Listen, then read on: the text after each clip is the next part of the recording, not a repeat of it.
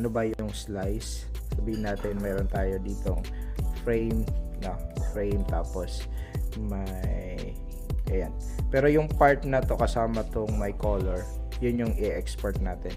Yan yung purpose ng slice tool, so guguhit tayo ng part na yan, tapos pag sinelect natin yan, yung slice tool na yan, tapos export.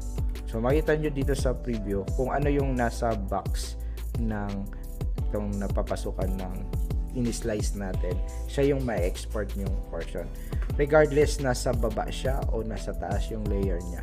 Halimbawa to, yung frame na to, so sama natin para makita natin dito sa preview. Tignan nyo yung preview dito.